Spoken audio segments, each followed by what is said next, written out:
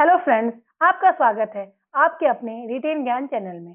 आज हम इस सेशन में उत्तराखंड के नेशनल पार्क और वाइल्ड लाइफ सेंचुरीज करेंगे। ये आपके उत्तराखंड के एग्जाम साथ ही साथ अदर एग्जाम्स के लिए भी काफ़ी ज़्यादा इम्पोर्टेंट हो जाता है। चलिए इस सेशन को स्टार्ट करते हैं। सबसे पहले देख लेते हैं कि उत्तराखंड में कितने नेशनल पार्क्स हैं, वाइल्ड लाइफ सेंचुरीज हैं। तो यहाँ पर 6 जो है नेशनल पार्क्स हैं, 7 जो है वन्यजीव विहार है, 4 संरक्षण अनुसूचित क्षेत्र है, 2 विश्व धरोहर है और एक रामसर साइट्स है। इस सेशन में आज हम फर्स्ट के 2 करेंगे और नेक्स्ट जो है वो हम पार्ट 2 में लेके आएंगे अपने आपके लिए। तो कभी कभी एग्जाम्स में डायरेक्टली पूछा जाता है कि कितने नेशनल पार्क हैं, तो 6 नेशनल पार्क है और 7 जो है वन्यजीव विहार है। तो अब हम सबसे पहले देख लेते हैं नेशनल पार्क्स को। तो जैसे हमने बोला कि 6 नेशनल पार्क्स हैं, तो हम पहले नेशनल पार्क की या राष्ट्रीय उद्यान की डेफिनेशन है वो देख लेते हैं। जो राष्ट्रीय उद्यान होता है वो ऐसा क्षेत्र होता है जहां जीवों एवं वनस्पतियों का संरक्षण किया जाता है और मानव की जो गतिविधियां हैं वो पूर्ण रूप से प्रतिबंध होती है। मीन्स जो ह्यूमंस का जो कंस्ट्रक्शन है या फिर किसी शिकारी का जो उसको चोट पहुंचाना, उसकी हत्या करना, ये सब कुछ उस एरिया में बैन होता है। मीन्स आप वहां पर किसी टाइप का कोई निर्माण कार्य नहीं कर सकते हैं। और सेकंड बात करें तो यहाँ पे ये एक जैव विविध संरक्षण होता है। तो आपको पता होगा जैव विविधता संरक्षण में जहाँ पर बहुत सारे जीवों को संरक्षित किया जाता है और इसको इनके जो आवास है उनको मूल रूप से इन सीटू संरक्षण मीन्स अंदरूनी संरक्षण के हिसाब से इनका संरक्षण किया जाता है। और यहाँ पर अगर हम बात करें जो 6 हमारे राष्ट्रीय उद्यान है उनका कुल क्षेत्रफल जो है वो 5006.76 वर्ग किलोमीटर है। और एरिया की बात करें, ये हमारे जो उत्तराखंड का जो टोटल एरिया है उसका 9.36% जो है कवर करता है। अब आगे देख लेते हैं। यहाँ पर हम देखते हैं टेबल में कि जो नेशनल जो पार्क्स हैं वो क्या क्या हैं। चार्ट से देखने में हमें लॉन्ग टर्म तक याद रहता है और रिवीजन के लिए भी इम्पोर्टेंट हो जाता है। सबसे पहले देखें तो कॉर्बेट राष्ट्रीय उद्यान, इसकी स्थापना 1936 में हुई थी। इसका जो एरिया है वो 520.82 वर्ग किलोमीटर है और ये पौड़ी और नैनीताल 2 जिलों में पड़ता है। नेक्स्ट बात करें तो गोविंद राष्ट्रीय उद्यान, ये 1980 में बना था और 472 वर्ग किलोमीटर का है और उत्तरकाशी जिले में ये उद्यान है। नंदा देवी राष्ट्रीय उद्यान की बात करें तो 1982 में इसकी स्थापना हुई थी। 624 वर्ग किलोमीटर क्षेत्र में है ये और ये है चमोली में। फूलों की घाटी भी आपका चमोली में ही है। ये 1982 में बना था और 87.50 इसका एरिया है और सबसे छोटा भी है ये। राजाजी राष्ट्रीय उद्यान की बात करें तो 1983 में इसकी स्थापना हुई थी। 820.42 वर्ग किलोमीटर में है। ये 3 डिस्ट्रिक्ट में है, देहरादून, हरिद्वार और पौड़ी में। देन हम देखें कि गोविंद राष्ट्रीय उद्यान ये उत्तरकाशी जिले में है। 1989 में इसकी स्थापना हुई थी और 2390 वर्ग किलोमीटर में फैला हुआ है। अब हम इनको विस्तार में देख लेते हैं कि ये इनका विस्तार में क्या क्या दिया हुआ है, क्योंकि विस्तार में देखना इंपॉर्टेंट हो जाता है। क्योंकि जो आपका जो एग्जाम पैटर्न है वो काफी चेंज हो चुका है। डायरेक्ट क्वेश्चन ना पूछकर जो आयोग है स्टेटमेंट वाइज क्वेश्चन या ट्रू फॉल्स के टर्म में पूछता है। तो आइए हम इनका विस्तार देख लेते हैं। तो जो सबसे पहला जो राष्ट्रीय उद्यान है वो है कॉर्बेट राष्ट्रीय उद्यान, जिसकी स्थापना 1936 में हुई थी। पहले इसका नाम हेली नेशनल पार्क था।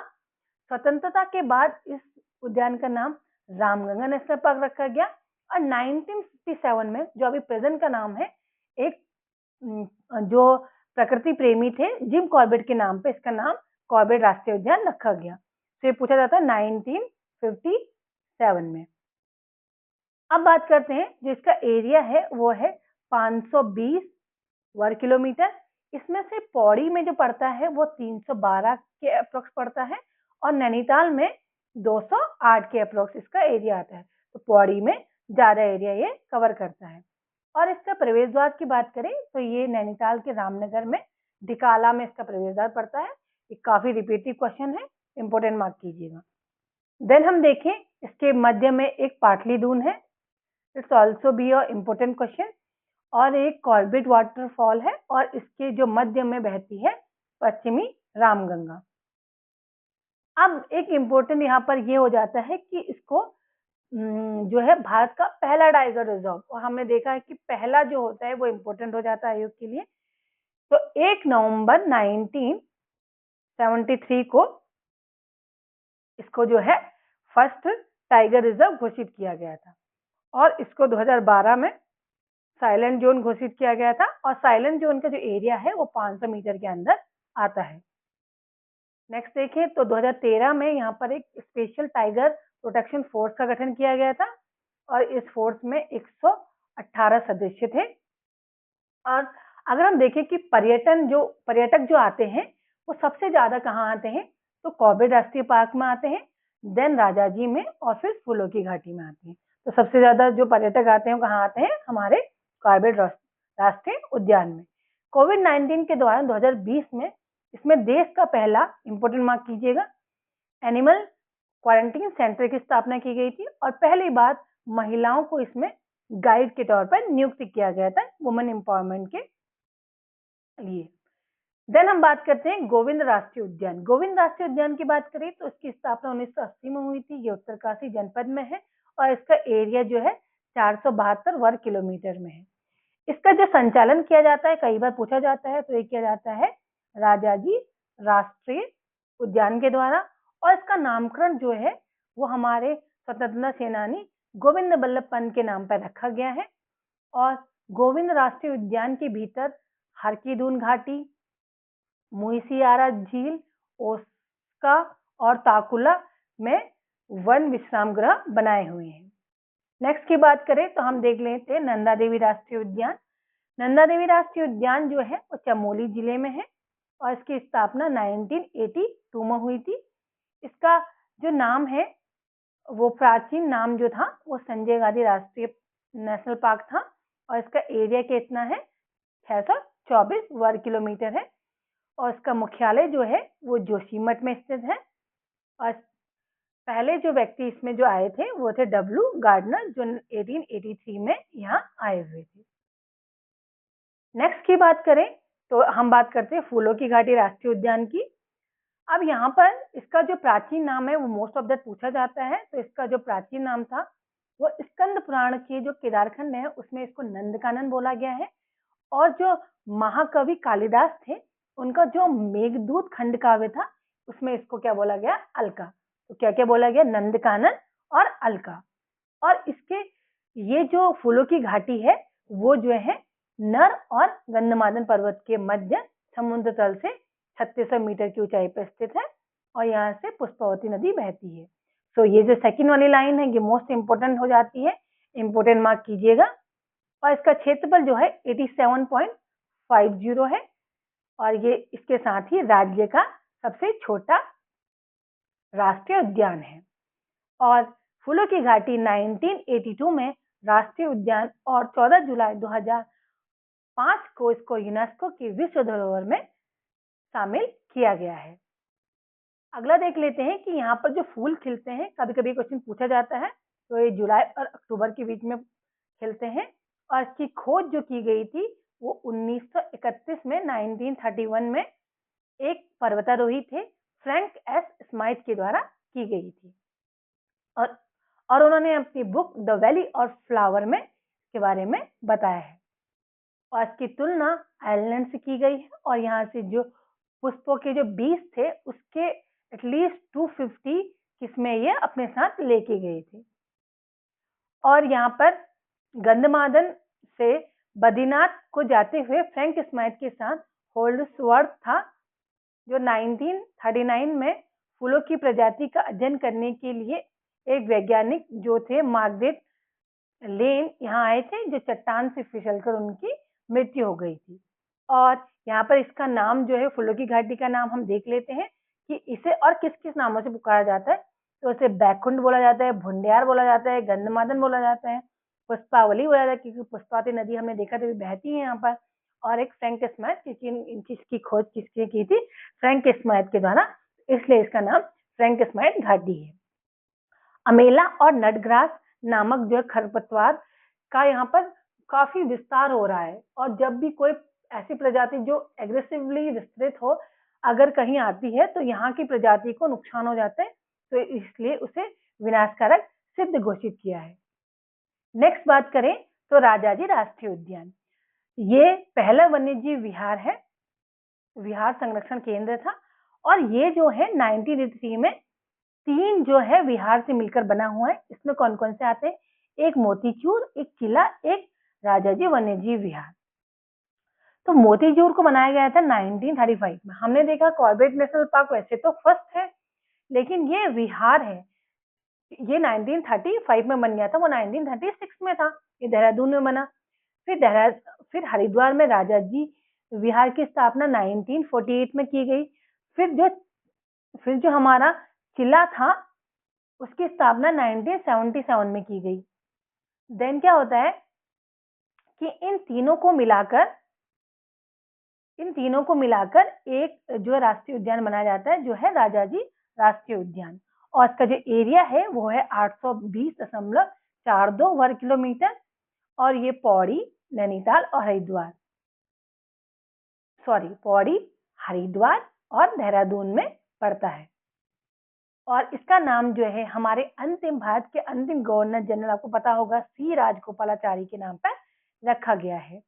और 2015 में राजाजी देश का 48वां और राज्य का दूसरा जो है टाइगर रिजर्व घोषित किया गया। आई होप आपको समझ में आया होगा। हम अगले की बात कर लेते हैं, गंगोत्री राष्ट्रीय उद्यान। तो गंगोत्री राष्ट्रीय उद्यान की स्थापना 1989 में हुई थी। ये सबसे बड़ा राष्ट्रीय उद्यान है। इसका एरिया जो है वो 2390 वर्ग किलोमीटर में है। तो ये सबसे बड़ा है, ये इंपोर्टेंट मार्क कीजिएगा। सबसे छोटा हमने देखा था, क्या था? फूलों की घाटी थी। और देन हम देखते हैं कि जो गंगोत्री राष्ट्रीय उद्यान से लगी जो भैरव घाटी है, वहां पर देश का पहला हिम तेंदुआ संरक्षण केंद्र खोला जाएगा। इसे इंपोर्टेंट मार्क कीजिएगा। और यहाँ पर एक पथिक सिस्टम का जो ऑनलाइन विंडो सिस्टम है उसका उद्घाटन किया गया कि जो गोविंद विहार और गंगोत्री राष्ट्रीय उद्यान है, यहाँ पर पर्यटनों के लिए ऑनलाइन प्रवेश परमिट की सुविधा 2017 से प्रधानमंत्री के द्वारा दी गई। ये देश का पहला था यहाँ पर इस तरह का जो ऑनलाइन सिस्टम है वो खोला गया। ठीक है, तो सिंगल विंडो सिस्टम का नाम क्या था? पथिक। नेक्स्ट देख लेते हैं। अभी हम यहाँ पर हमने अपने 6 के 6 राष्ट्रीय जो उद्यान थे वो कंप्लीट करें। अब हम आते हैं अपने सेकंड वन्यजीव विहार में। पहले हम उन्हें चार्ट से देख लेते हैं। फिर से बोलती हूँ कि चार्ट बहुत इंपॉर्टेंट हो जाते हैं रिवीजन के पर्पज से भी और याद करने के लिए भी। तो हम एक एक करके वन्यजीव विहार को पहले चार्ट में देखेंगे, फिर उनका जो विस्तार है वो देखेंगे, जो सिर्फ इंपॉर्टेंट होगा आपके लिए, अनऑथेंटिक नहीं होगा। तो पहला है यहाँ पर गोविंद वन्यजीव विहार, जिसकी स्थापना 1955 में हुई थी और एरिया था इसका 485.89, और ये कहाँ पड़ता है? उत्तरकाशी जिले में। देन आता है आपका केदार वन्यजीव विहार। ये है, इसकी स्थापना हुई थी 1972 में। ये 957.20 वर्ग किलोमीटर इसका एरिया है, और जो ये विस्तृत है चमोली और रुद्रप्रयाग में। देन हम देखते हैं अस्कोट वन्यजीव विहार 1986 में। कस्तूरी मृगों के लिए भी काफी इंपॉर्टेंट है, कई बार पूछा जाता है। और 599.93 वर्ग किलोमीटर इसका एरिया है, और ये है पिथौरागढ़ में। सोना नदी वन्यजीव विहार की बात करें तो इसकी स्थापना की गई थी 1987 में। ये 301.18 वर्ग किलोमीटर में है, और ये पौड़ी में स्थित है। विंसर वन्यजीव विहार की बात करें तो 1988 में इसकी स्थापना की गई थी। 47.07 वर्ग किलोमीटर इसका एरिया है, और यह है अल्मोड़ा में। पिछली बार ये न्यूज में भी रहा था आग के लिए। अब बात करते हैं मसूरी वन्यजीव विहार की। तो इसकी स्थापना हुई थी 1993 में, और ये सबसे छोटा है, 10.8 2 और ये पड़ता है देहरादून में। नंदौर मोस्ट ऑफ दैट पूछा जाता है, इंपॉर्टेंट मार्क कीजिएगा। नंदौर वन्यजीव विहार की स्थापना 2012 में की गई थी। 269.95 इसका वर्ग किलोमीटर एरिया है और ये पाया जाता है नैनीताल और चंपावत में। मोस्ट ऑफ द जो 2 डिस्ट्रिक्ट्स को कवर करते हैं उनको आप इंपॉर्टेंट मार्क कीजिएगा और अच्छे से याद कर लीजिएगा क्योंकि कंफ्यूज करते हैं ये पेपर में। अब हम इनका विस्तार देख लेते हैं और वीडियो काफी लंबी ना हो इसलिए हम इन्हें फटाफट कंप्लीट करते हैं। और वीडियो का अगर आपको कंटेंट अच्छा लग रहा है तो लाइक करें, सब्सक्राइब करें। आइए हम आगे स्टार्ट करते हैं। तो गोविंद वन्यजीव विहार की बात करें तो इसकी स्थापना 1955 में हुई थी। इसका एरिया जो है 485 किलोमीटर जो वर्ग किलोमीटर क्षेत्रफल में फैला है और ये उत्तरकाशी जिले में स्थित है। इसमें मुख्य रूप से हिम जो बाघ है, स्नो लेपर्ड, कस्तूरी मृग, भरल और हिमालयन थार, गुलदार बिल्ली, काला और फिजेड, ये सब जो है जानवर और मुख्य रूप से मोनाल पाए जाते हैं। अब हम नेक्स्ट देख लेते हैं केदारनाथ वन्यजीव विहार। इसकी स्थापना 1972 में हुई थी। 957 वर्ग किलोमीटर में फैला है और ये चमोली और रुद्रप्रयाग जिले में इसका विस्तार है। और यहाँ पर जो है जो मुख्य रूप से पाए जाते हैं स्नो लेपर्ड, हिम तेंदुआ, हिमालयन काला और भूरा भालू, कस्तूरी मृग और जंगली सुअर आदि जानवर पाए जाते हैं।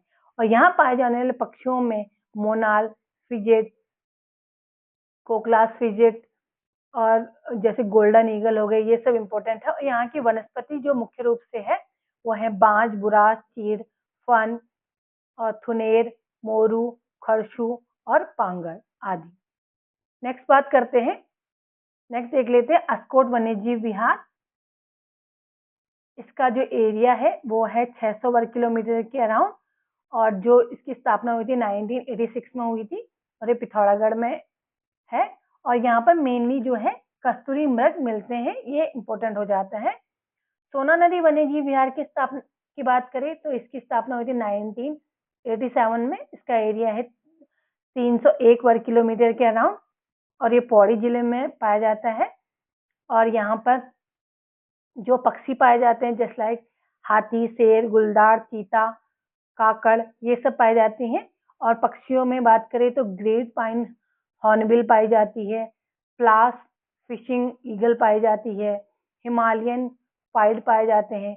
और वनस्पति की बात की जाए, प्रजातियां जो है वनस्पति की उसकी बात करें तो शीशम, सौर, असना, जामुन, ये सब वनस्पतियां यहाँ पाई जाती हैं। अगर बिनसर वन्यजीव विहार की बात करें तो 1988 में इसकी स्थापना हुई थी। 47 वर्ग किलोमीटर क्षेत्रफल में फैला है, अल्मोड़ा में है ये। और यहाँ मुख्य रूप से मोनाल हो गया, हिमालयन स्कोक हो गया, गोल्डन ईगल, ये सब पाए जाते हैं। और वनस्पति की बात करें बांज, बुरांस, रुसई, चीड़, अयार आदि पाए जाते हैं। नेक्स्ट बात करते हैं मसूरी वन्यजीव विहार की। इसकी स्थापना 1993 में हुई थी। अराउंड 11 किलोमीटर 10 किलोमीटर में फैला हुआ है। व्योम माउंटेन प्लेन वन्यजीव विहार जनपद देहरादून में स्थित है। इसमें जो मुख्य रूप से पाए जाते हैं वो है सुअर, भालू, गुलदार आदि।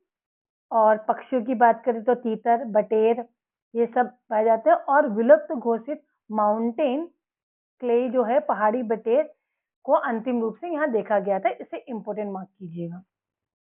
ये पूछा गया था क्वेश्चन में कि जो पहाड़ी जो बटेर थे है वो अंतिम रूप से कहाँ देखा गया था, तो कहाँ देखा गया था? मसूरी वन्यजीव विहार में। और नंदौर वन्यजीव विहार की बात करें तो ये हमारा लास्ट वन्यजीव विहार है।